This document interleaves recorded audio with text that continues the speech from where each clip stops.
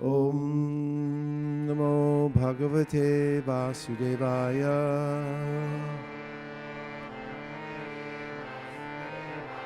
Om Namo Bhagavate Vasudevaya. Om Namo Bhagavate Vasudevaya. Narayanam Namaskritya Naram Chaiva Narottamam Devim Sarasatim Vyasam Tato Jayam Udirayet.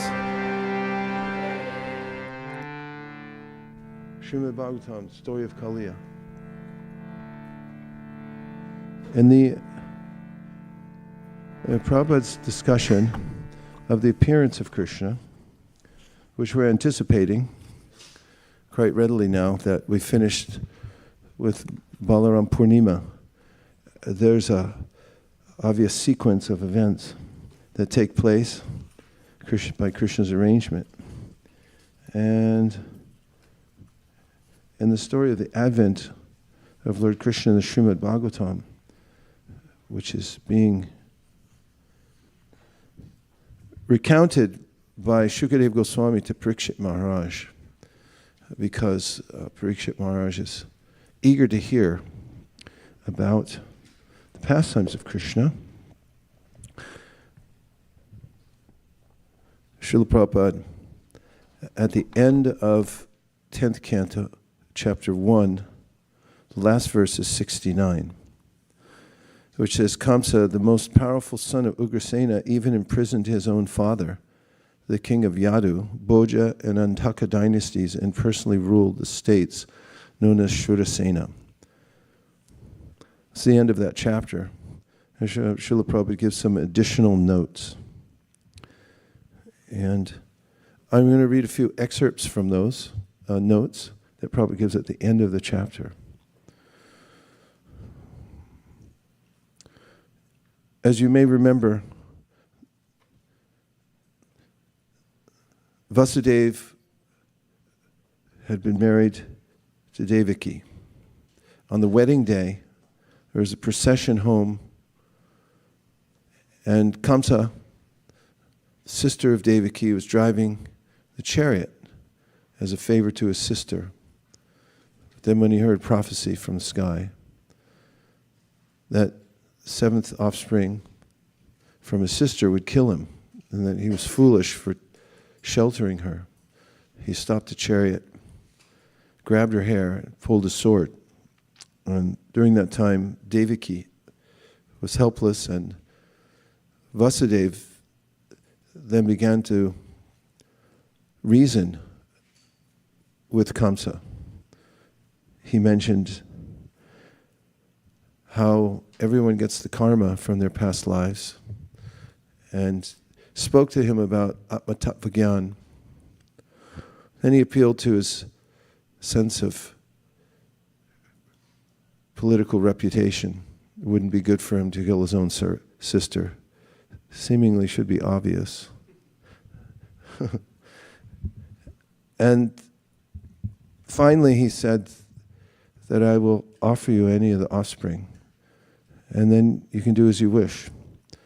Because when somebody's in a dangerous situation, as is mentioned in this chapter, that one has to do everything possible to stay alive. It's very important to protect one's life, because it's a gift that's been given to us by material nature,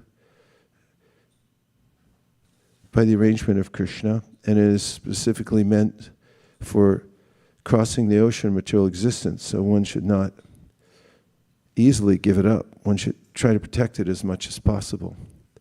In fact, we hear in the beginning of the Bhagavatam a general statement about that, kamasya nendriya pritir labo jivete yavata, that one should live a healthy life, or as is translated, life of self-preservation, because one needs this body and the senses we have been endowed with as humans to try to engage in the Lord's service, purify the senses, and go back to Godhead. So Vasudeva did everything he possibly could. And Kamsa finally capitulated to the idea that he would be in control somewhat because he believed Vasudeva.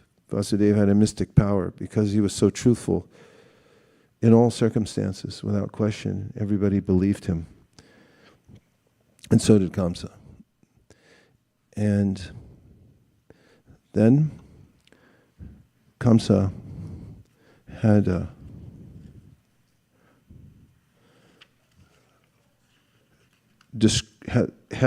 been informed by Narada, who wanted to expedite the pastimes of Krishna, that there's a conspiracy going on here. He used the old conspiracy theory thing to agitate Kamsa's mind and told him that actually any of the children could be the cause of your death. Probably everyone's conspiring against you, and Kamsa became much more vehement in his prosecution of his mission to kill Krishna, and so he started killing all children. So there's a few notes that I want to bring out in this last section of the Advent of Lord Krishna introduction. And here we have, I can't tell you page numbers, but if you just listen, this is a comment Prabhupada makes. In the commentary of Sri Viraraghava Acharya, the following extra verse is accepted after text 23. O demigods, even great sages following the order of Vishnu, appeared in the forms of cows and calves to please the Supreme Personality of Godhead by delivering milk. Ramanujacharya sometimes accepts Baladev as a Shaktivesh avatar, but Srila Jiva Goswami has explained that Baladev is an expansion of Krishna and that a part of Baladev is Sankarsana. Although Baladev is identical with Sankarsana, he is the origin of Sankarsana. Therefore, the word Swarat has been used to indicate that Baladev always exists in his own independence. The word Swarat also indicates that Baladev is beyond the material conception of existence. Maya cannot touch him. But because he is fully independent, he can appear by his spiritual potency wherever he likes. Maya is fully under the control of Vishnu because the material potency and Yoga Maya mingle in the Lord's appearance. They are described as ekanamsha. Sometimes ekanamsha is interpreted to mean without differentiation. Sankarshan and Sheshanaga are identical, as stated by Yamuna Devi. O Rama, O great armed master of the world, who have extended yourself throughout the entire universe by one plenary expansion, it is not possible to understand you fully. Therefore, Ekamsha refers to Sheshanaga. In other words, Baladev merely by his partial expansion sustains the entire universe.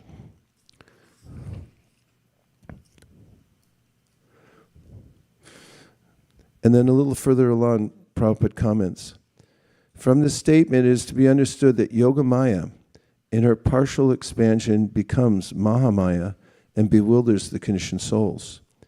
In other words, the entire creation has two divisions, transcendental or spiritual and material. Yoga Maya manages the spiritual world, and by her partial expansion as Mahamaya, she manages the material world. As stated in the Narada Pancharatra, Mahamaya is a partial expansion of Yoga Maya. The Narada Pancharatra clearly states that the Supreme Personality of Godhead has one potency, which is sometimes described as Durga. The Brahma Samhita says, Chayeva yasya bhuvanani viparta Durga. Durga is not different from Yoga Maya. When one understands Durga properly, he is immediately liberated. For Durga is originally the spiritual potency, Hladini Shakti, by whose mercy one can understand the Supreme Personality of Godhead very easily. Radha Krishna Pranaya Vikritir Ladini Shakti Rasmad. The Mahamaya Shakti, however, is a covering of Yogamaya, and she is therefore called the covering potency. By this covering potency, the entire material world is bewildered. Yaya samohito jagat. Yaya samohitam jagat.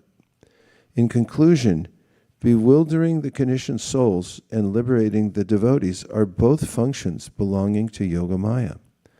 Transferring the pregnancy of Devaki and keeping Mother Yashoda in deep sleep were both done by Yogamaya. Mahamaya cannot act upon such devotees, for they are always liberated. But although it is not possible for Mahamaya to control liberated souls or the Supreme Personality of Godhead, she did bewilder Kamsa. The action of Yogamaya in presenting herself before Kamsa was the action of Mahamaya, not Yogamaya. Yogamaya cannot even see or touch such polluted persons as Kamsa.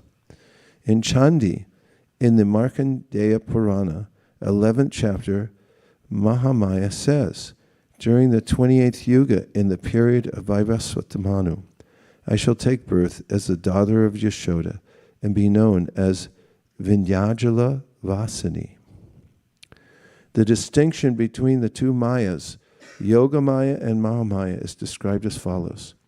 Krishna's Rasa Leela with the gopis and the gopis' bewilderment in respect to their husbands, fathers-in-law, and other such relatives were arrangements of Yogamaya, in which Mahamaya had no influence. The Bhagavatam gives sufficient evidence of this when it clearly says Yogamayam Upashrita. On the other hand, there were asuras headed by Shalva and Kshatriyas like Duryodhan, who were bereft of devotional service in spite of seeing Krishna's carrier, Garuda, in the universal form, and who could not understand Krishna to be the Supreme Personality of Godhead. This was also bewilderment, but this bewilderment was due to Mahamaya. Therefore, it is to be concluded that the Maya, which drags a person from the Supreme Personality of Godhead, is called Jadamaya, and the Maya, which acts on the transcendental platform, is called Yogamaya. When Nanda Maharaj was taken away by Varuna, he saw Krishna's opulence, but nonetheless he thought of Krishna as his son. Such feelings of parental love in the spiritual world are acts of Yogamaya, not of Jadamaya or Mahamaya. This is the opinion of Srila Vishwanath Chakravarti Thakur. So the Srimad Bhagavatam notes in various places how, according to the consciousness of the devotee, one sees Krishna in various ways. Itam satam brahma sukhana bhutya dasyam gatanam paradaivatena mayashitanam naradarakena sakam vrajaru krita punya punjaha. This is a observation by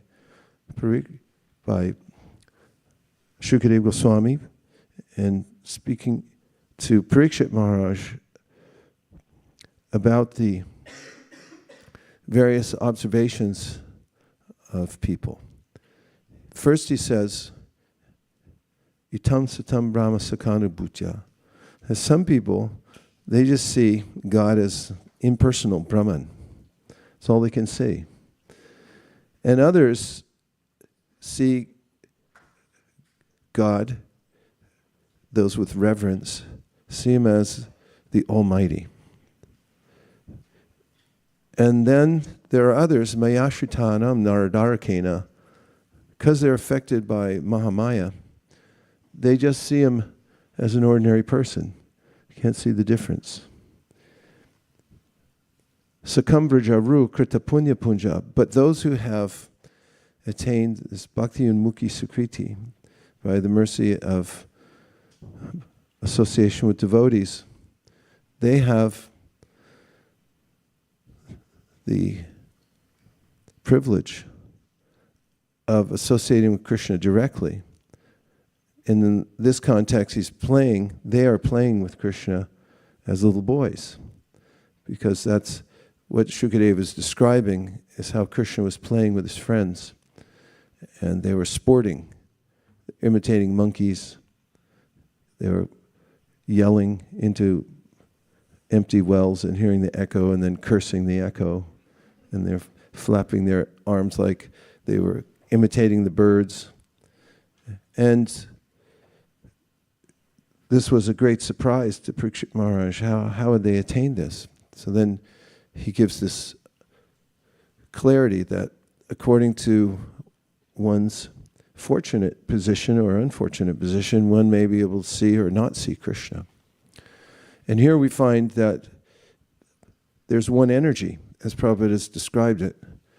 It's all yogamaya. But when one becomes estranged from Krishna by one's own will, then that separation is apparent. Bhayam dvitiya abhinibesha tasyat ishat apetasya viparyo smriti. There's a sense of separation from God, and one lives within the fearful situation of the material world. This is still the Lord's one energy, but it's acting differently because of one's own disposition towards the Lord, which is described apetasya. One's turned away, one's turned one's face away from the Lord. Viparyo smriti, and one's mentality is opposite that of one's real nature. One's living in an artificial state. So then one sees the darkness and feels fear. Tanmayata Buddha. There's a way in which this is described by Kavi Yogendra. This is the potency of the Lord. It's the internal potency of the Lord. And then it manifests as Mahamaya. And it has the potency for bewilderment. And as Prabhupada describes, this Mahamaya has two specific characteristics. One is the, as he calls it, the throwing potency, and the other is the covering potency. Throwing potency means that one can be comported to a destination far away from the devotees and from the Lord if one allows oneself to drift into Maya. She can push you away. And then the other aspect is covering, where she can allow us to forget our true interest in life and think that I'm getting ahead by working hard to organize myself in the material world to be successful. And so the advice given by Hari Yogendra is to turn one's attention back to the Supreme Personality of Godhead, Buddha abhajetvam, an intelligent person then, therefore, Buddha abhajetvam bhaktyayika yesham guru devatama, means that that person then can give one-pointed attention towards the Supreme Personality of Godhead. And that brings up one of the simple points of the process of Krishna consciousness. So we need a simple point. And that is that if we have clarity about our ultimate self-interest and our ultimate object of meditation, UOM, then whenever we become aware of it, we can, or very deliberately by our sadhana, we can stay fully aware of the ultimate object of meditation, which is Krishna. And there are various ways to do that. Tasmat ekena manasa. One should keep one's mind focused on the ultimate object of meditation all the time. Tasmat ekena manasa. This is a conclusive statement or a concluding statement. Tasmad means therefore. Coming to a conclusion, Sutta Goswami is saying, Tasmad ekena manasa. He has talked about the ways in which the ultimate good for everybody is to be in contact with the Supreme Personality of Godhead, either through varnashrama. The ultimate goal is to remember Krishna, the ultimate object of meditation. And he describes how the Lord has various features, but the topmost feature is Bhagavan.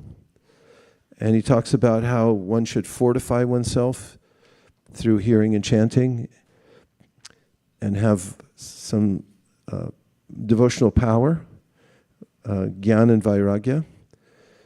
And then he gives this conclusion after saying that whatever you do with your senses and however you organize your life, the ultimate result of it is to be able to remember Krishna.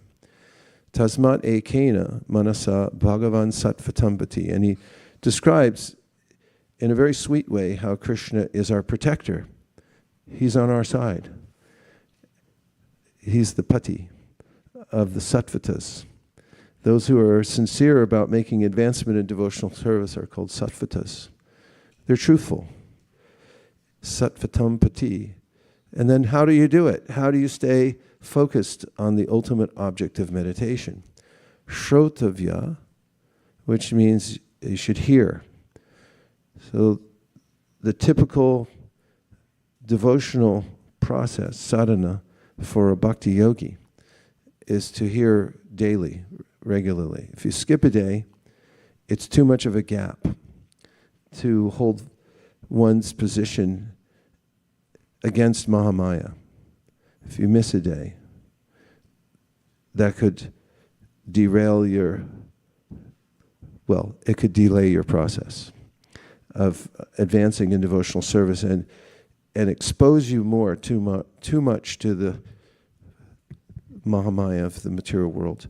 So one should, every day, arrange to hear about Krishna.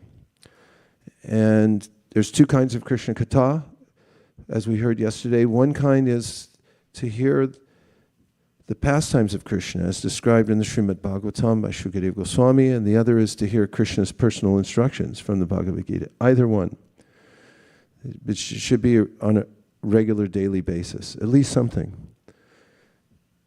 Kirtitavyas, then you should describe it. So if you take time, let's say early in the morning, and hear something about Krishna, then the likely application would be if you live in an ashram, either as a grahastha or a brahmachari, would then be to discuss what you just heard. Now, if you hear something else that's not related to Krishna, something random, then the tendency will be to discuss that. So if one hears about Krishna regularly and then incidentally or deliberately, more important or more helpful, discusses it with others and brings it up.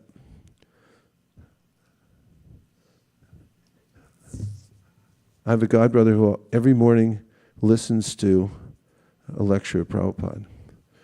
And then whenever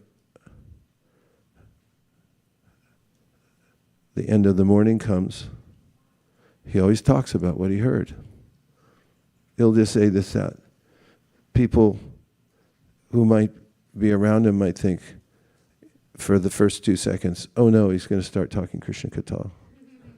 We wanted to talk something random, but he's going to say something from Krishna Kata. But on the third second, there is a sense of relief from the onslaught of the material nature and thinking, oh good, at least I'll be protected. And then 30 seconds later, it engages the intelligence and the mind, becomes intrigued by the recount of what that person heard. And so this is Shrotavya Kirtitavyas, and Cha means etc. or and. Deyam, which means dhimahi, comes from this word dhi, which means to absorb one's mind. And this is the most important, because in any of our activities, we have to be absorbed. And if we find absorption, then we'll have no pain. Because the real pain comes from the mind. When the mind goes elsewhere, when we're practicing chanting, for instance, and the mind goes elsewhere, then there's this dichotomy. The mind's pulling somewhere else. But if we're able to achieve dhimahi, or dhi, full absorption in one thing, tasmat ekena manasa, the mind is in one place only, and it's on Krishna. It has to be the ultimate object of meditation. It can't be on something that's not Krishna. Of course, everything's Krishna, but we have this benefit of our teachings that the various features of Krishna, Vedanti tattvavidas tattvam yajganamadvayam brahmeti paramatmeti bhagavaniti shabdyate, that there are various features of God, but the topmost is Bhagavan. So you can just do that. And then there are different energies of the Lord that are described. Chaitanya Mahaprabhu says in the Vishnu Purana, Vishnu Shakti Paraprokta, Kshetra Gyakya Tata Para, Avidya Karma Sangyangya, Tritiya Shakti Riji. So he's breaking it down. Three varieties of God, three varieties of energy. It's making it simple. Out of all those, there's the internal, external, and then marginal. So now you know who you are. You're marginal, and stick with the internal energy. Stay with Krishna. So then, tasmad ekena manasa bhagavan sattvatam pati shrotavya kirtitavyascha dhyeya. If you can come to this point of meditation, or fixation of the mind on the ultimate object of meditation, then your mind will be satisfied. More than satisfied, it will feel ecstasy. And what's more, dealing with the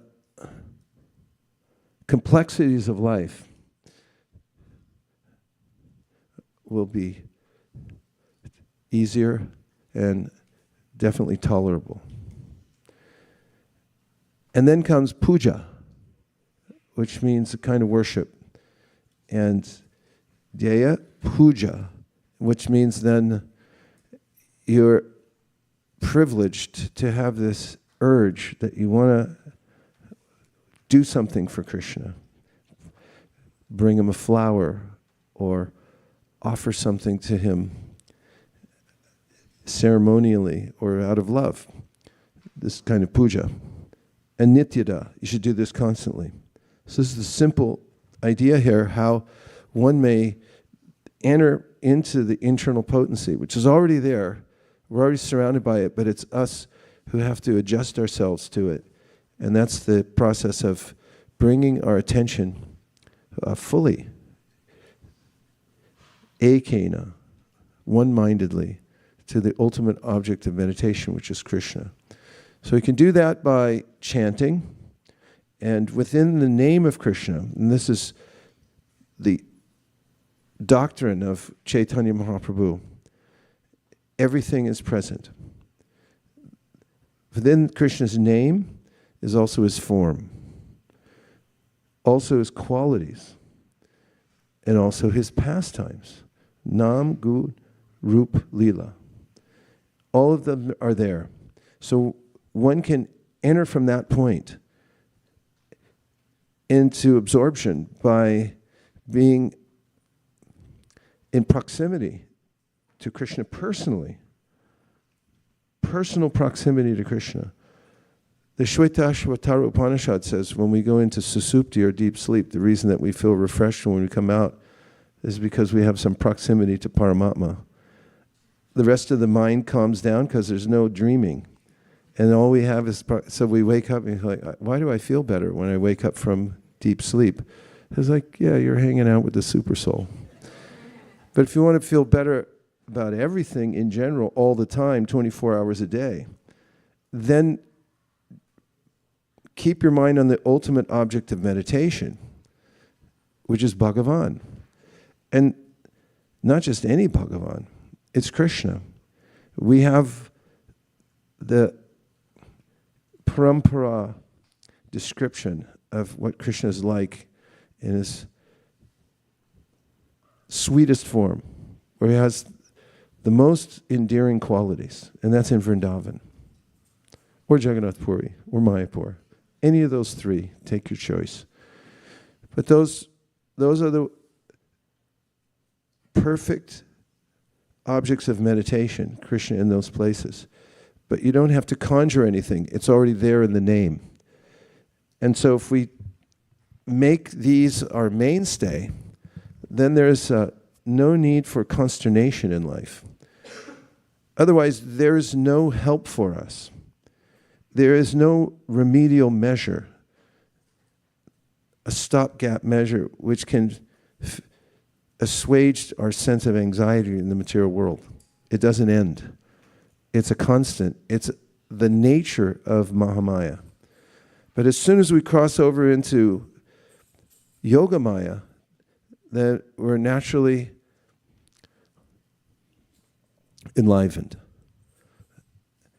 And so preoccupied with the beauty of it that we have no inclination whatsoever to interact with Mahamaya. It's a kind of,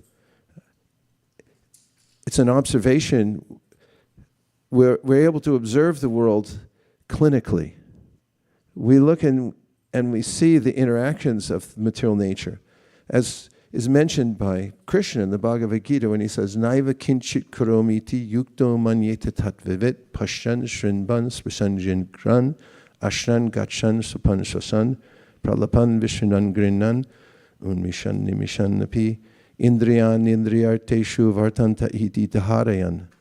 The person who's in this deep state of meditation on the ultimate object of meditation sees all the movements of the material world, even within his or her own apparatus of the material body, but sees it clinically. That it's just moving in various ways. It's not pulled into that situation thinking that now I'm doing this, now I'm doing that. He says, Naiva kinchit karomiti, the person that any time never thinks, I'm doing this, I'm doing that. It just sees it's the movement of the material nature. And is fully absorbed in Krishna. And such a person lives in the world but is not touched by it. Iha yasya harir dasya karmana manasa gira nikilap yasya vastastu jivan mukta suichite. Such a soul lives in the body and is apparently iha in this world, but has nothing to do with it. So that's, sounds lofty, but it's possible for every person because of the mercy of Sri Chaitanya Mahaprabhu, who gave the one place to meditate. Now you may say, how do I remember Bhagavan all the time? Trinada pisuni chena, tarot apisuni chena, ivasuhishnuna, amanina mananena kirtaniya sadahare. Very humbly accept the process. Don't think I have a better idea. Just accept what's been given. And then stay focused on the main object of meditation. Hare Krishna, Krishna Krishna, Hare Hare, Hare Rama, Rama Rama, Hare Hare. And there's nothing beyond that. Hare Nama, Eva Kevalam, Kalauna Stevana, Steva Gatiranyata. There's no other process. Should I repeat it? No other process. One more time? No other process, except chanting the holy name, chanting. That's too simple. Well, there's a lot of philosophy behind it to explain how that works, and we just mentioned a few thoughts about it. So, one may transfer oneself, and it takes practice, to the internal potency. And that's what we're doing. And so anyone can be trained in the philosophy of Krishna consciousness to attain this. But it takes a lot of coaching, and you have to coach yourself. Everyone feels put upon by material nature, subjected to various miseries. Do you ever feel subjected to various miseries? Then change the subject. Because The subject of our mind is how to fix everything in the material world. That's the subject. That's why there's shops everywhere. Every shop is to try to fix some problem. And it doesn't matter how many you go to, it won't work. But if you come to this shop and you practice every day, meditating on the one object, the ultimate object of meditation. There's only one ultimate object. That's Bhagavan. And then it's Krishna or Lord Caitanya. Same. Stay there. And then how do I do that? My mind's fickle. Chant Hare Kṛṣṇa and listen to the holy name. Everything, all potencies, fully are available in that. But it has to be practiced every day, carefully. Then when the result comes, then there's a change of one's position in life. We go from the struggle of anartha-nivṛtti, which is how do I overcome this? Why am I being assaulted constantly by my senses? To a place, niṣṭhā, where it's noticeable that the noise has gone down. And one feels that one has a standing in spiritual life. It's noticeable. One has a standing in spiritual life and isn't being pushed around by the unwanted desires. They're gone. And then from there comes ruci, which means that it becomes so enjoyable to chant Hare Kṛṣṇa that's the main thing I want to do, not the last thing I want to do, or not I have to do this. It's when can I do it? How can I do it more? And from there comes a rare state called asakti. Asakti means there's nothing else I want to do, ever. And if I have to do other things, I really have to pull myself away to attend to them, but I have no real interest in them. And from there, that's when the change takes place. The heart gets exposed to the internal energy in a very special way. Chaitanya Mahaprabhu said it's a ray of the internal potency. It touches the heart. It gives poetically. And he says it melts the heart. And then one lives in a different world, which means the heart then is experiencing mellows. Mellows means that emotions for Krishna, real emotions. This is reality. The emotions we experience in the material world come and go, and they're in relationship to the illusory ideas of our illusory objects of our affection in the material world. It's an indication of life, definitely. But there is a real emotion or ocean of emotions, sorry for that weird sounding cliche, in our hearts that is awakened by the internal potency, by our exposure, our diligent exposure called sadhana bhakti over time. It's pregnant with the potency of Bhava. That's stated by Rupa Goswami. What is there in your sadhana, in your struggle for this? Rupa Goswami says, Bhava. That's a very lofty idea, but it can be attained step by step.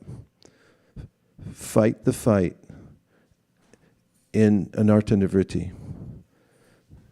Don't think that showing up for it, even if you have to struggle, even if you feel like you went through a boxing match, it was worth it. So nobody else is doing that. Everyone is just floating away on the waves of Maya. Most people think about doing it, but they don't actually show up. That's why whenever I see the devotees show up for the morning program, I say, here's the stalwarts. I know it's stalwarts everywhere, but it's just the ones I see in front of me. It's an unusual thing to actually show up for your sadhana, especially if you got other things to do. And nobody has anything else to do, right? You do it anyway. And from that awakening of emotion within one's heart, one has a real life. That's real life. One has a sense of attachment for one's relationship with Krishna and the devotees. It's reality. And then, of course, there are higher and higher stages, but that's something the devotee anticipates every single day, and it never stops. It only increases unlimitedly. That's a weird statement. It increases unlimitedly. It's the nature of pure devotional service. So we should be aware of the environment we're in.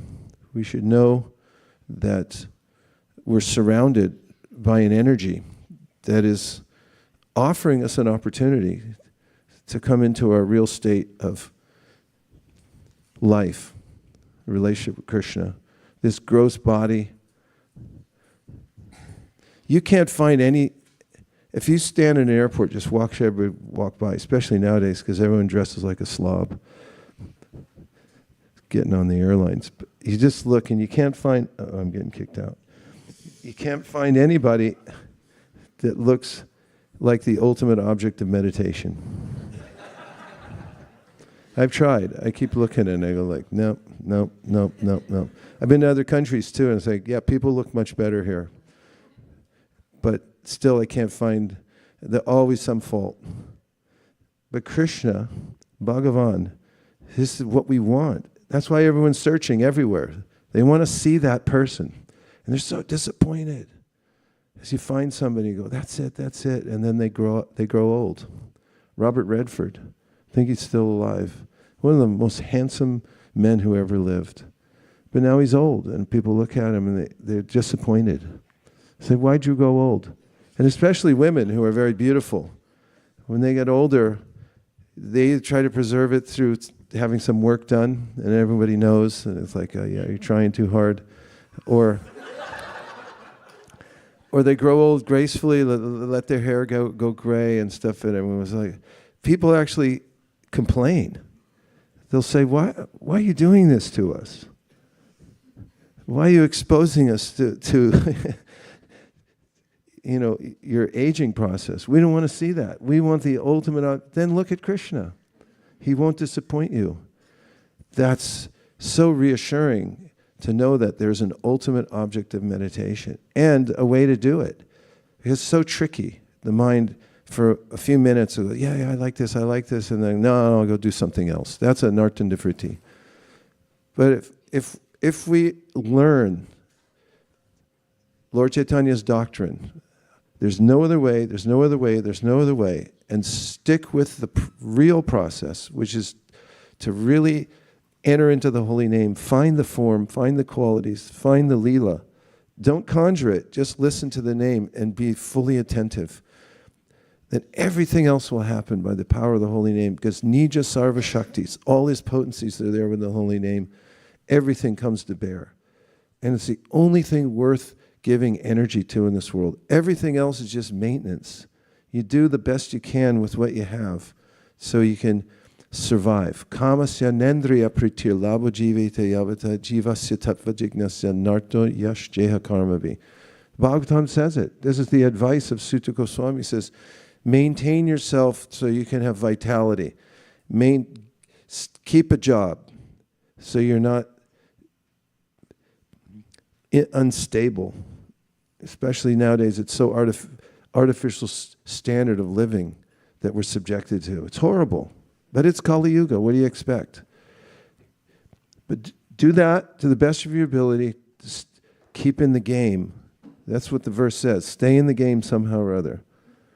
Do what you have to do. Be inventive to stay in the game. Be smart about everything in the material world. Don't mess up and neglect it so that you become unbalanced in this world. Be as balanced as possible so that you can do one thing, and that is meditate on the holy name and be there present every single day for it. And then you won't have any complaints because you'll know how to solve things yourself. You don't have to go to the complaint line like everybody else. I saw a cartoon and it had these two things. There was complaints a line from complaints. What was the other one? Something about appreciations. Everyone was lined up on one side. Everyone's complaining. But that won't end until we solve our own problem. We have to take the responsibility for that. Let's take a few reflections or questions. Yes?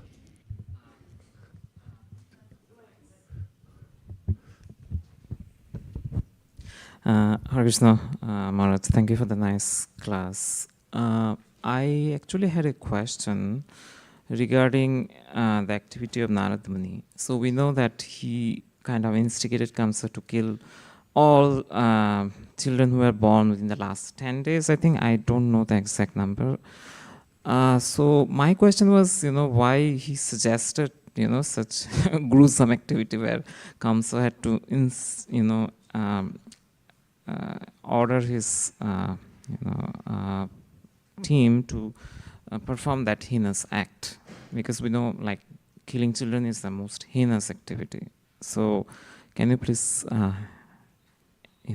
tell us about probably what could be Naratani's intention? Narada understood Krishna's intention. He's this intimate devotee, and he also understood that Krishna's manifestation there was inevitable. Everything was going to unfold, but he wanted it to escalate so that everyone could get more benefit, so that Krishna could be there and unfold his pastimes. That's his main objective. And in the context of Krishna's pastimes, it's not that anybody loses ultimately. I mean, the gruesome war at Kurukshetra, as is mentioned in the Bhagavatam, everyone got liberation because Krishna was on the battlefield. And even Uddhava in one of his prayers is saying, actually, or maybe it's Vidura, but he says, I wish I was, or you correct me, whoever else has said this, that the demons are more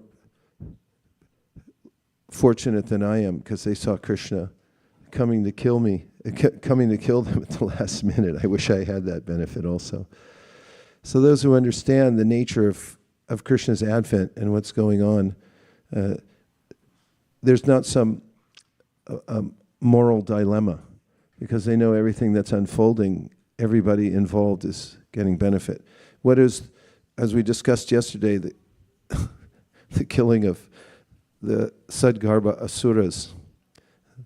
For one who understands the context of what was happening to them, there's no sense of lamentation that the children were killed. They simply attained their forms to go on with their service in the universe after they met death. So Narada could see all that, and he also was excited for Krishna's pastimes to unfold more quickly. And he saw that would bring Kamsa's death more quickly also. I see. And Prabhu, so you were mentioning that those children who got killed, they also actually achieved whatever destination they were supposed to achieve by being part of the pastime. Yeah. Okay. Thank you. And many demigods had taken birth within the context of Krishna's appearance. And so then some go back to the heavenly planets to continue their work there because they're not ready to go back to Godhead. So there are many participants from different levels who are in Krishna's pastimes. Yes?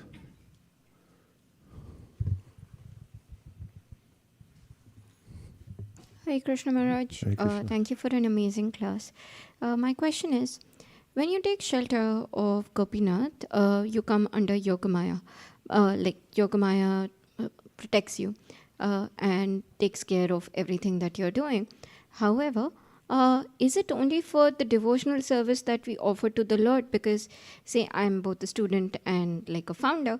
So, what part of my activities are controlled by Yogamaya and what comes under Mahamaya? Or everything becomes part of Yogamaya? Everything becomes part of Yogamaya. It's just like when you get a pot of milk from Bhakti Farms. And then you take some yogurt culture and you put it in the pot. And you put it in a slightly warm environment. And you leave it. When you come back later, you'll find the whole pot turned to yogurt, the little culture. So in our lives, we have many activities. But for those whose main objective in life, tasmat ekena manasa, their ultimate goal is Krishna. All their other activities, you can work in a factory and maybe use a hammer and you hammer nails. Boom, boom, boom. That also is spiritualized because your life is for Krishna. So all the other activities that you're performing in life, you have children, taking care of them. It's also in the pot. Everything's transformed. This is confirmed in many places. I mean, Krishna himself, just starts with the most simple point in the Bhagavad Gita, says that whatever you do, whatever you eat, whatever you offer, give away, do as an offering unto me. Whatever. You mean really whatever? Yes. Our acharyas say yes, whatever. Wherever you work, whatever you are now, whatever you have, you should offer that to Krishna. And Prabhupada mentions in the 18th chapter of the Gita in his purport that you work in some factory, you should consider, this is my allotted work for Krishna. So yes, it all becomes consumed. And what's more, we find in the Bhakti Rasamrita Sindhu, there may be times in your life when there are emergencies. And you have to take care of that emergency. And then someone say, well, how come you're not in that very moment attending to Krishna? Is that the acharyas say, no, that's absolutely reasonable in the life of a devotee. If somebody, for instance, a child becomes sick and the parent prays in that moment, Krishna, please save my child. And say, well, that's not pure devotional service. He said, no, it's all counted within that because that's the trajectory of your life. So you're all good. All right. Okay. I can't see who's up there. Tadiya Seva? Okay, Tadiya Seva. Go ahead, Prabhu. And then Vaikuntha Nayaka, because I passed that comment last time. He's definitely on there. Okay, go ahead. Maharaj, can you hear? Yes. Um, We can even see you too, which is unusual. Okay, go ahead. Without Krishna Kata, without Bhagavatam, without the association of devotees, every day in the morning, life is like empty. It's like boring. I still remember before coming to Krishna consciousness, in my engineering college days, every day night we used to go to some movie or the other with a group of friends, just to waste time or pass time. And the next day morning, we used to sleep so late in the morning, so wake up grumpy around 8:30, 9 o'clock. It's like life is, it's even though we entertained ourselves almost 2 to 3 hours in the movie, next day morning, we have, our life is empty. Our consciousness is, it's not really, there is no sense of happiness, satisfaction. But when we hear Bhagavatam, when we hear Krishna Kata in the association of devotees, we can see that satisfaction is there, we can see that happiness is there. That's a huge contrast between, material life and a spiritual life. Thank you so much, Maharaj, for It's the a class. very important point you're making, to see the contrast. This goes with the verse, vidyam cha yas, to see two things side by side. And when a devotee has this experience of the boring nature of the material world, tedious, dry. It's all been done before. It's the same stuff over and over again, recycled. And then feels the freshness of Krishna consciousness. There's a noticeable difference. However, one must also be careful, because as we continue, and this, if you live up to your potential on the actuary charts, and you make it, women live 3 years longer, usually, on average. Sorry to break it to everybody, but well, not to you guys, you're happy. If you live long enough and you stay in Krishna consciousness, you can also become bored with that. And so you have to remember the contrast. That's why it's important to hear and chant. If you get into Krishna consciousness, you take it for granted, you take a lackadaisical attitude, you can make offense. For instance, in chanting, you can just or the way we respect Vaishnavas, it may become perfunctory rather than from the heart.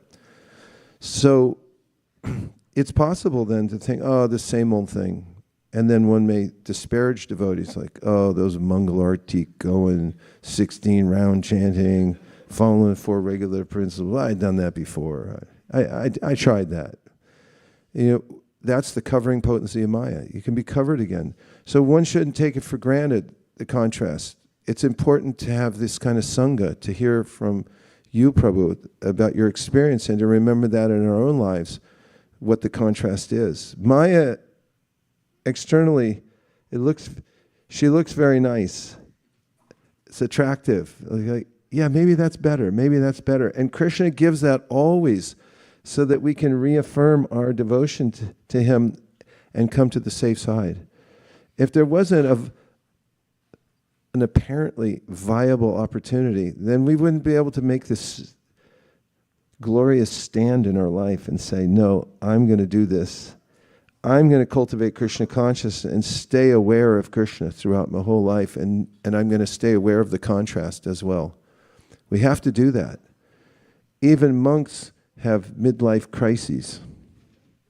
Better, as I've been saying, better to have it early and get back on track and make it to the last lap. I see people fall down in a race.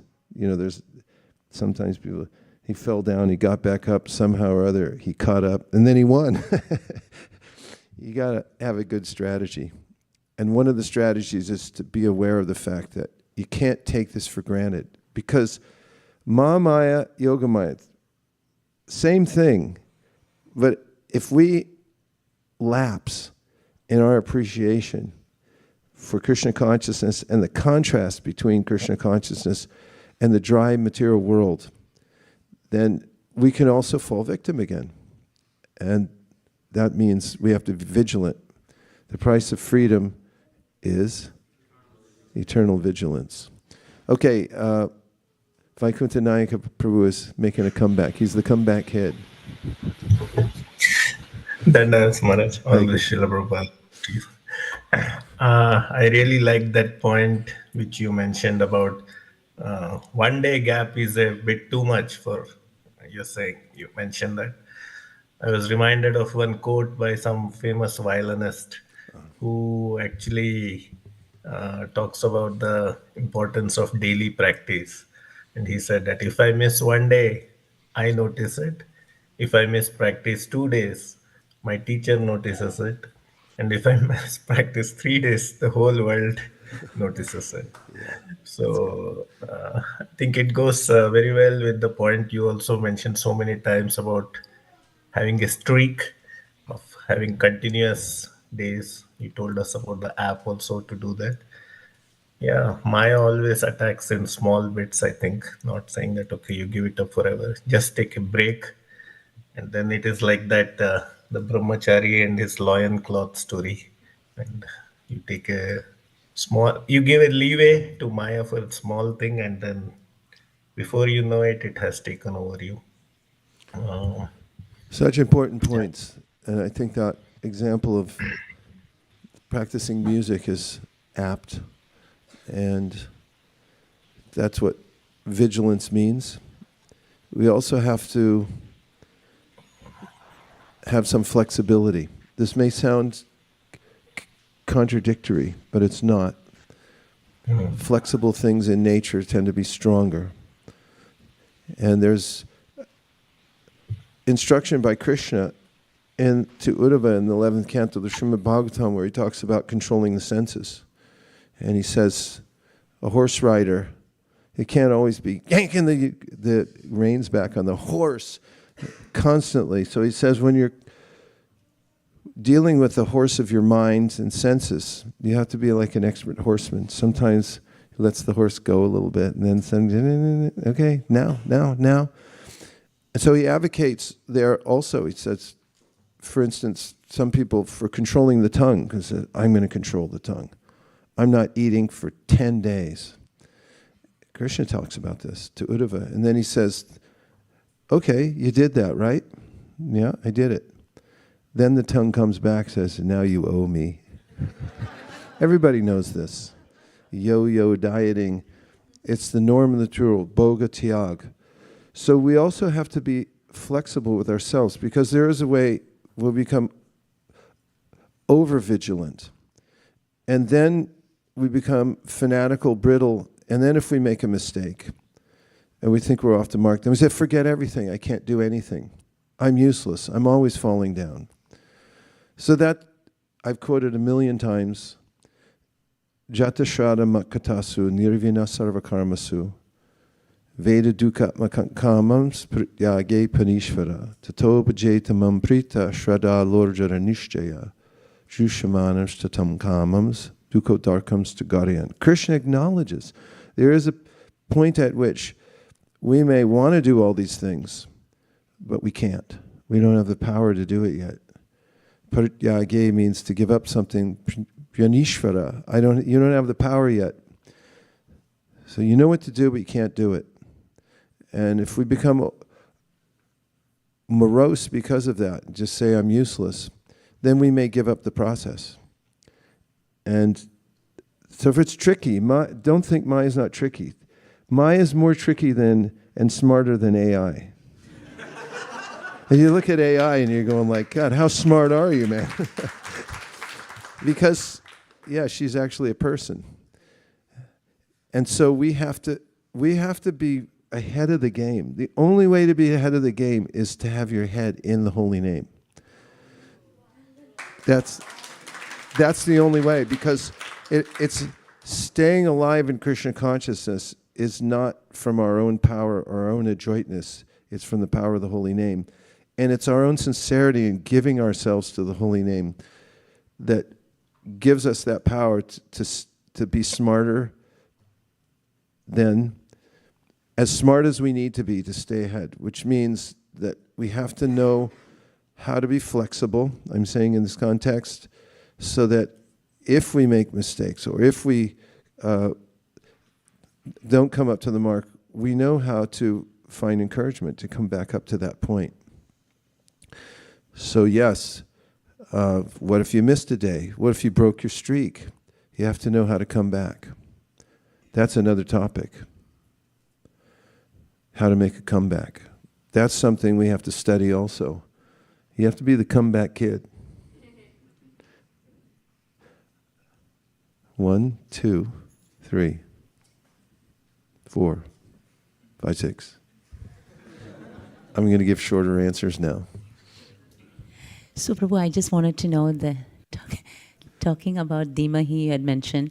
I was just thinking, and then coming back. Of course, I've been in and out listening, and I really wanted to ask this question. So, I was just wondering that as you said, I always feel it's a sine wave. Some days you're like totally Krishna conscious. Some days I'm just so downtrodden. I don't know where I am, in anywhere in the spiritual realm.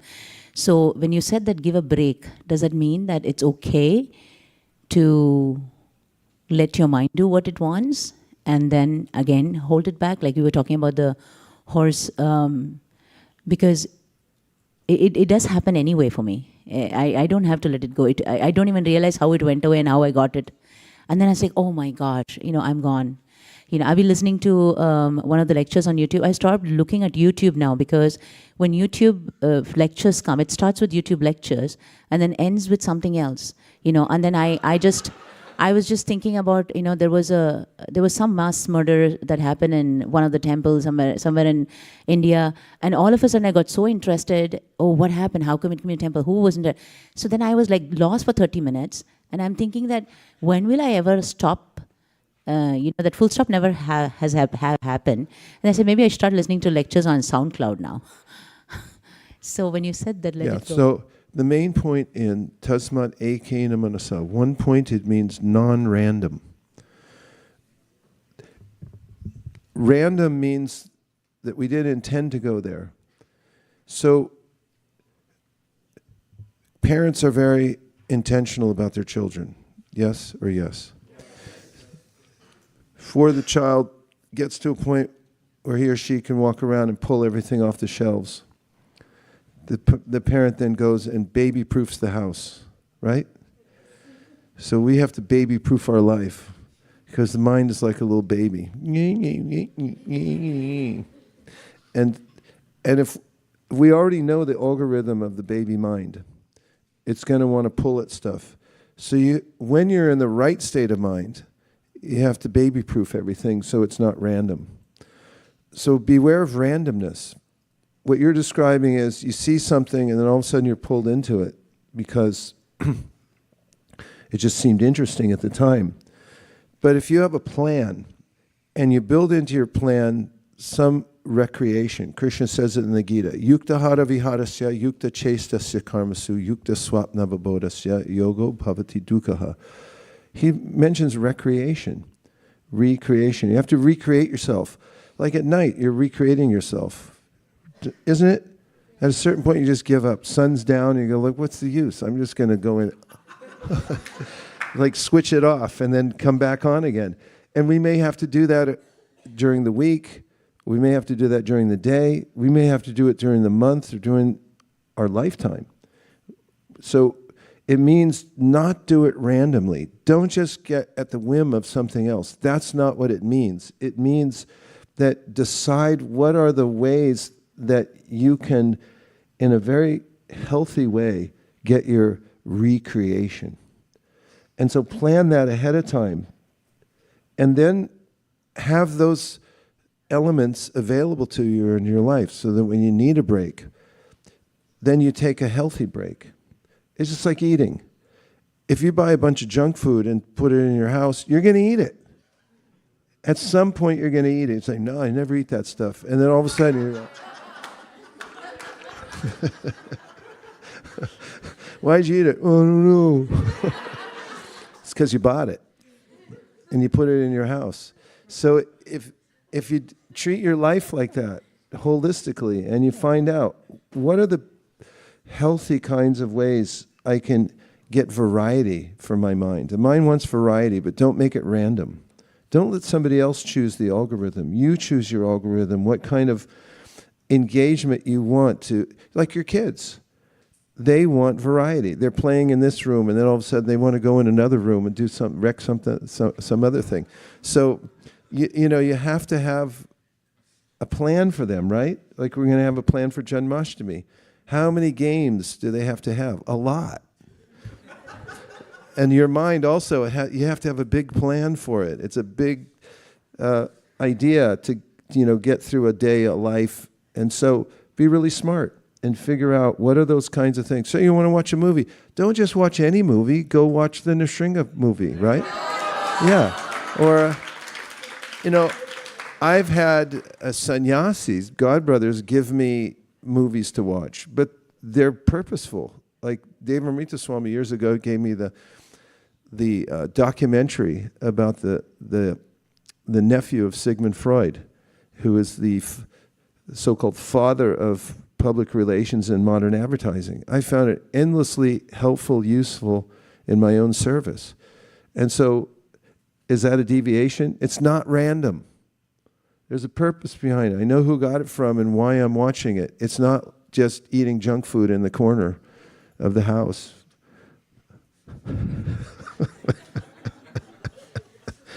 Okay, who is next? Hare Krishna, Prabhu. Prabhu, yesterday's class you mentioned, you read that there are two kinds of things that we can aspire for. One that you mentioned in the class was that how Chaitanya Mahaprabhu said, birth after birth, mama janmani janmani ishvare, you wanted to serve Krishna. And there's also verse quoted, Narayana parasarva kutascha. So it feels little very far-fetched to think that you want to stay in this material world birth after birth and serve. But going back to God, it seems to be like an acceptable goal for a person practicing Krishna consciousness. So what should we actually aspire for, and what should be our consciousness be when we are trying to serve? In some ways, we already are back to Godhead. I mean, what else do we do besides come here to see Krishna? Any of you? Admit it. You don't really have a life beyond Krishna consciousness. That's all you do. You come here and, oh, Krishna, I'm so glad to see you. And what's the difference? You're already back to Godhead. And we hear about the ways that, when you go back to Godhead, you first have to go some place to get trained up. You're already there. That's what's happening right now. And you think, oh, that'll happen next life or something. No, right now. You're in the Sankirtan movement. Prabhupada said, that's an incarnation of Krishna. This is the Sankirtan. You're it. You're here now. So be in it. Just be where you are. Narayana paraksarvena kutaschana bibhiti swarga pavarga narakeshu apitulyat. It's all equal. Because what else are you going to do except for chant Hare Kṛṣṇa when you get there? You go to a trip to LA, you just plan out, oh, we're going to stop and distribute books. You don't see road stop areas and Denny's restaurants and stuff like that. All you see is Sankirtan spots. So it's all encompassing. And if we just, tasmad ekena manasa, we just stay absorbed in where we are right now, there's no difference, actually. And wherever Krishna wants to transfer us, He knows what's best for us, and He knows what He likes, and we're happy to accommodate. And He knows our desires too. That's the beauty of the relationship with Krishna. He knows that we have individual desires. That's an amazing thing. He's a person, we're a person. We're part and parcel of Him, but still we have that relationship. And He'll fulfill every desire we have, abhishta doham, in the ways to serve Him. So if you have any anxiety, it's like, maybe I want to stay and do book distribution here.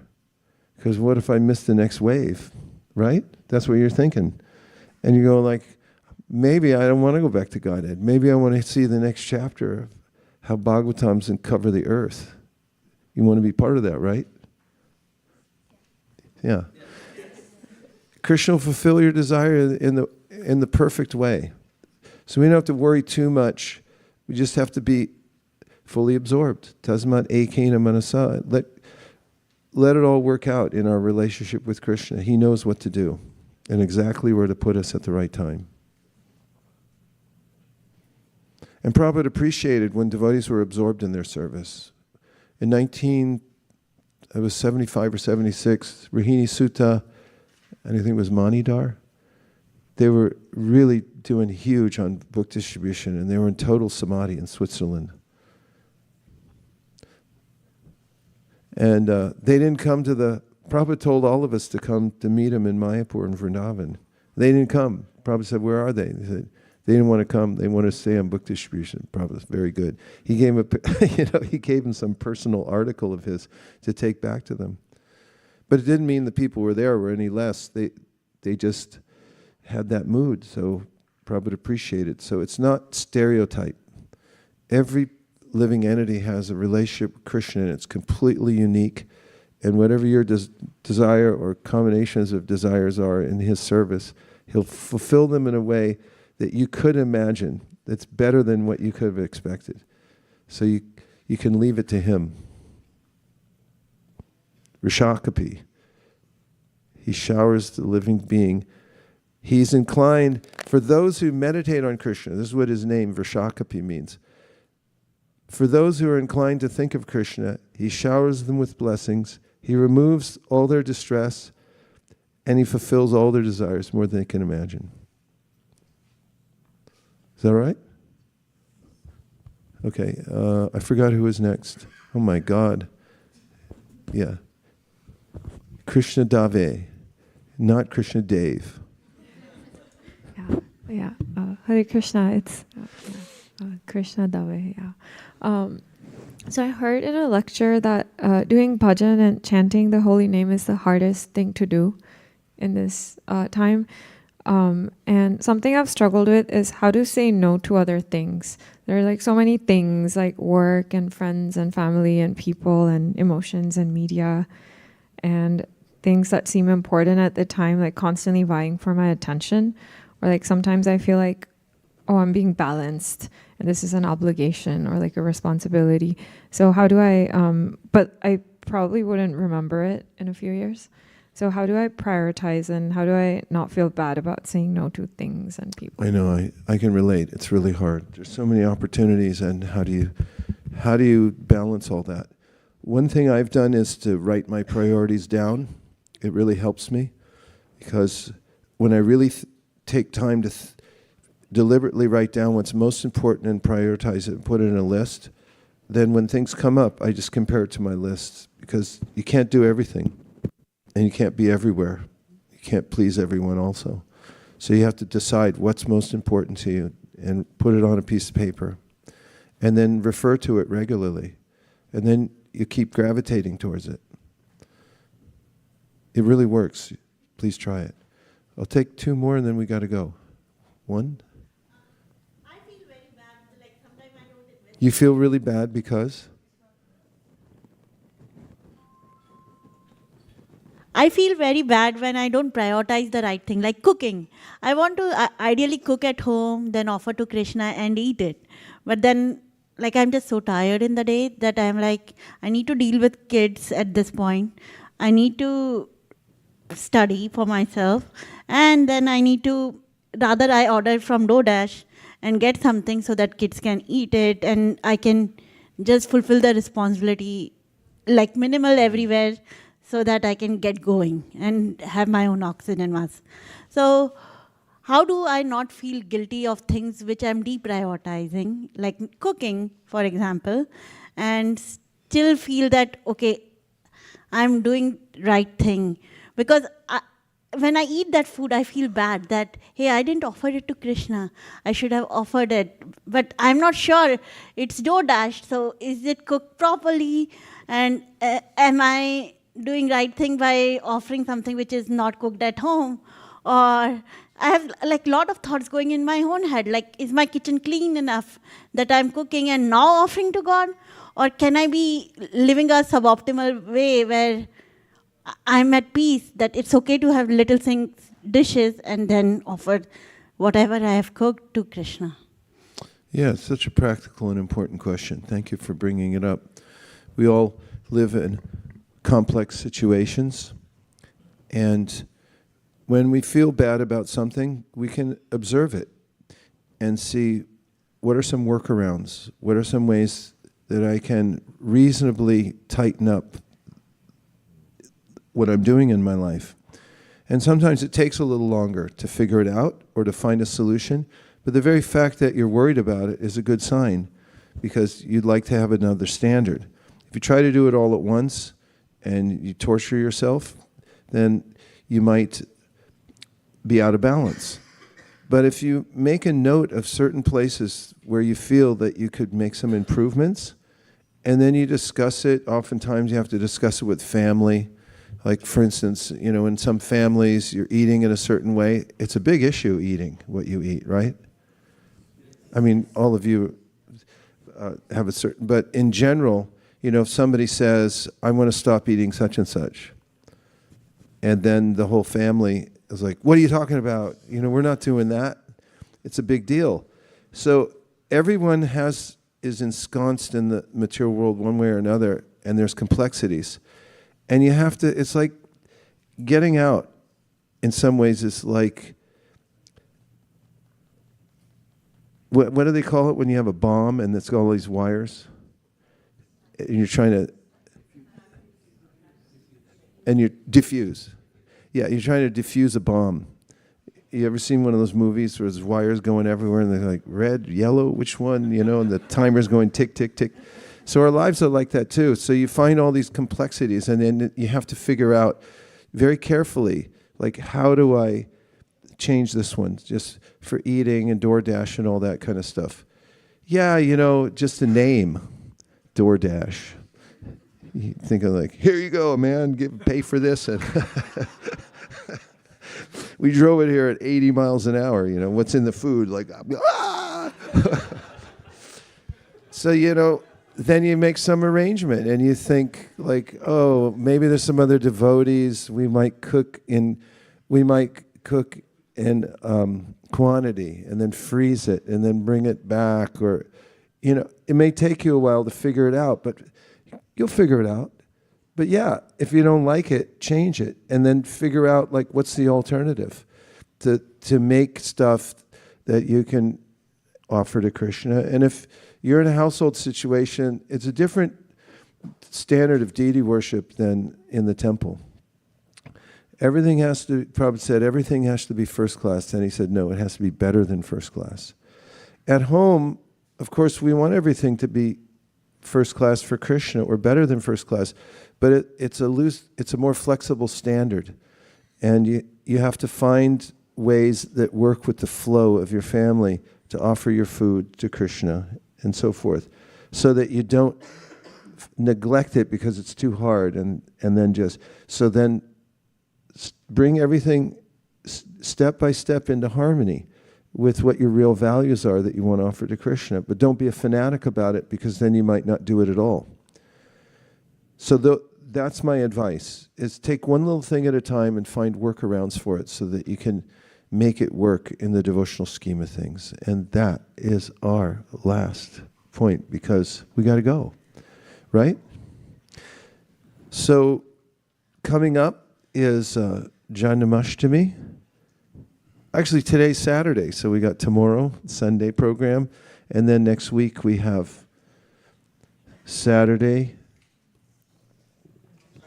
There's a program on Friday too. Then all day Saturday is Janmashtami, and then Sunday too will be engaged as well. It's Prabhupada's Vyasa Puja, and then there's a Sunday program, and likely people will come on Friday night too, because they'll think it's Janmashtami then.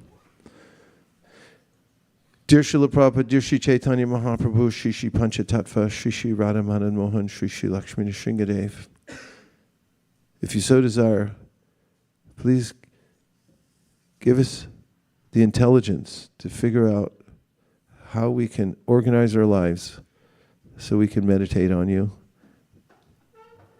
exclusively as the ultimate object of meditation. Thank you for considering our request. Om Tat Sat. Everyone agrees with this prayer in whole or in part.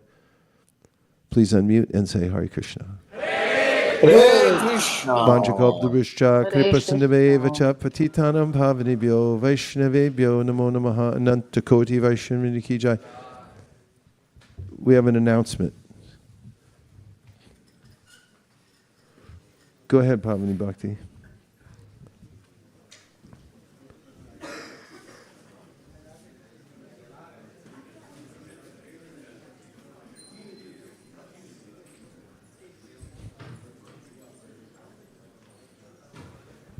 Hare Krishna, dear devotees. I wanted to first of all thank all the book distributors for going for books every day. And one of the episodes I wanted to share about is with Vijay Prabhu. He had given a book to an Indian person, and the Indian person was they were just talking, and he told that I'm going to India, to New Delhi.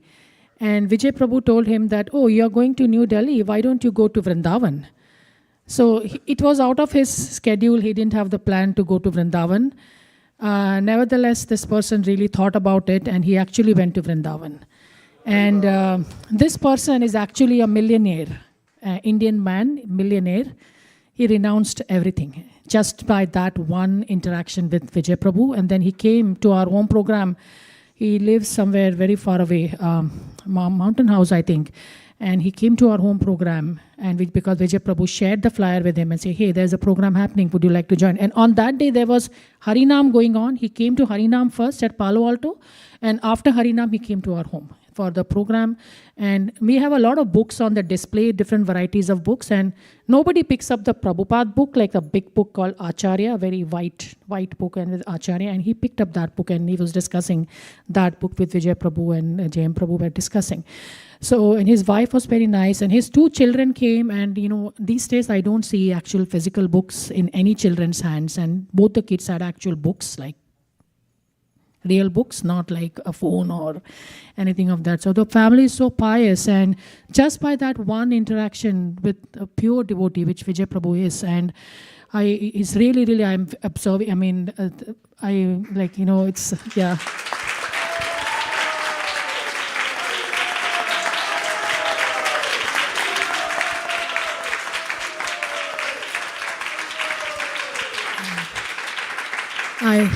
I personally realized that it is such a misfortune to not, I felt very much when, especially the last 4 or 5 sessions he has been doing with us every week, I felt like what a big loss that we've not had, that level of coordination with him, and that level of involvement with him where we can expose the newcomers to such a pure devotee like himself. So I wanted to let you all know that, Vijay Prabhu is really signed up, and he's helping us every week.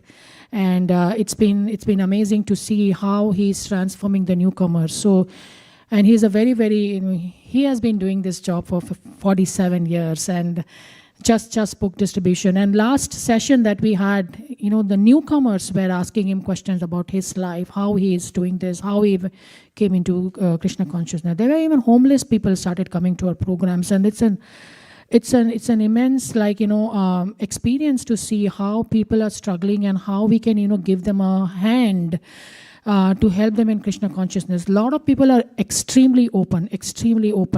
One girl came just from Harinam, like how Vrinda Sevika had come. She just came from Harinam and she came to the home program, and she loved the program so much. I spoke about her last week, and she said that, I'm really so grateful to you, and Vijay Prabhu was the speaker that day. I'm so grateful that you invited me to this program. And I have a new job next week. I may not come, but don't feel that I'm not interested. I'm really interested. So she just proactively told us that if I don't come, don't think I'm out of it. I'm in. And then she actually came even next week. So the point I'm trying to say is that, we don't know what people are going through. People really want this kind of association. We are making sure that we have this every week. So you as book distributors know that you can hand over a flyer that, hey, there's a program happening at this home. These are small gatherings, and they see people of all variety. One person biked to our home 2 hours, and how the bikers are. They have this leather jacket, and they are different. There was a biker, there was this Iranian girl, there was this Prabhu who was the millionaire. So there are different varieties of people that are coming together, and they can resonate with at least somebody. It's not like all same looking people. So that's the power of association that we are trying to build. So we are really, really requesting you that please ask me what program is going on this weekend. I'll send the flyer. You can send to your newcomers and invite them to these programs that are happening on a weekly basis. Hare Krishna.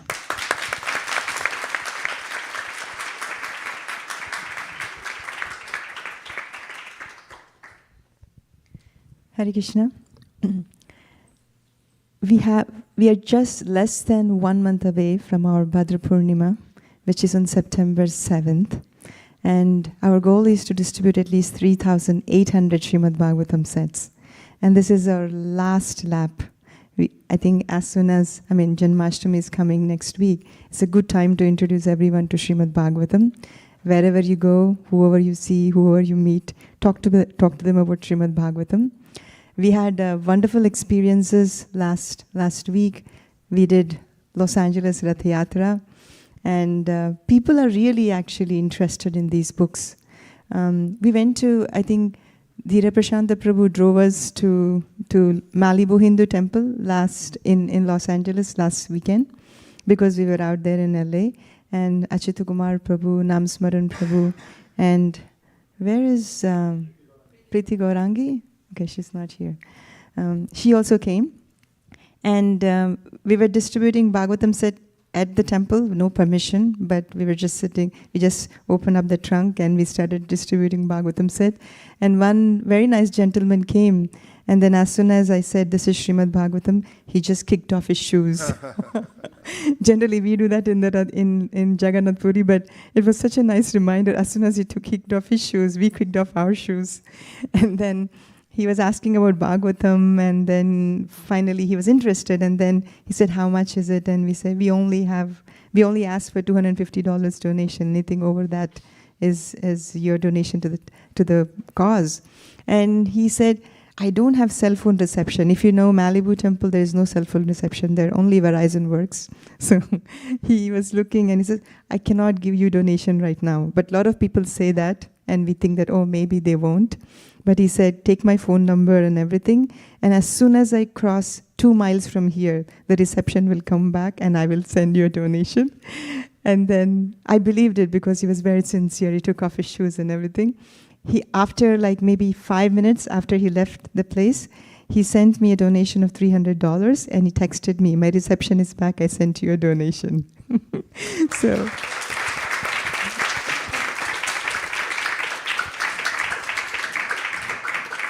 we met so many nice people, actually, so many nice people.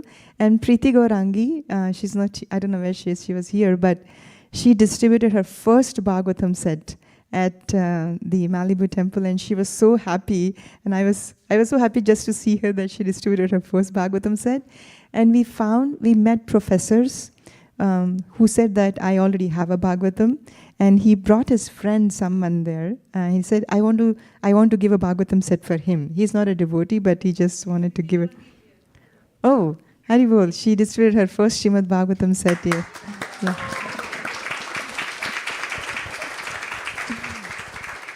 Thank you. And then he said, "I want to sponsor for him." And that friend is saying, no, I don't want your sponsor set. And then he was not sure what to do. And that person was saying, "Let me sponsor for you." And he said, "No, I will not read this. Please don't waste your books. Please don't do anything."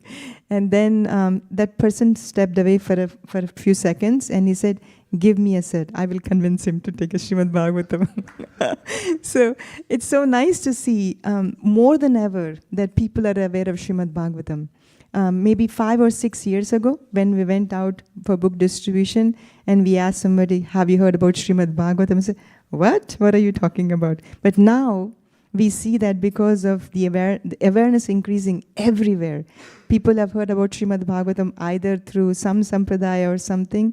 Because of the efforts that we are making to make Bhagavatam popular, everybody knows about Srimad Bhagavatam, and they're open to take it. They heard about it, they don't have it, but they're willing to take it. All we have to do is just try. So please go out last 1 month for the Bhadra Purnima. Do your best wherever you go, whoever you see, please talk about Srimad Bhagavatam. Thank you very much. Hare Krishna.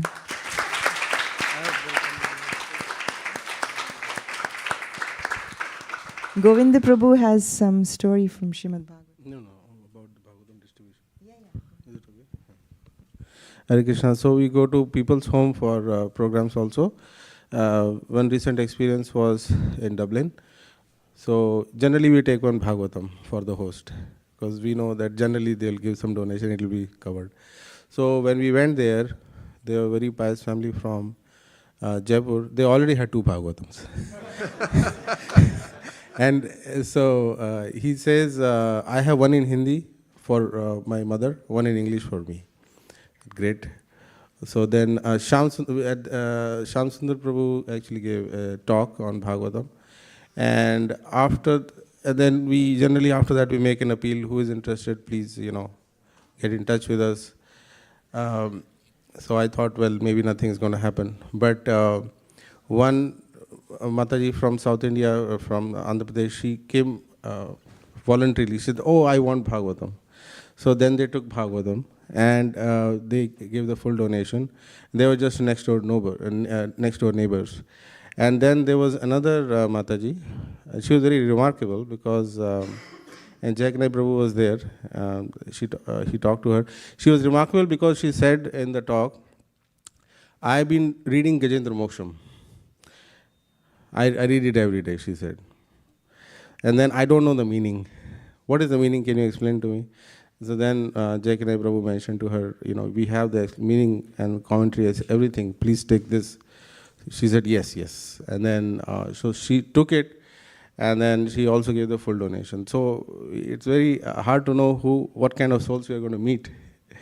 Very evolved souls. And when we messaged her, this is the way to donate, etc., she said, thank you very much. And then she said, even if I can implement one verse in my life, that will be success. That is her level of consciousness.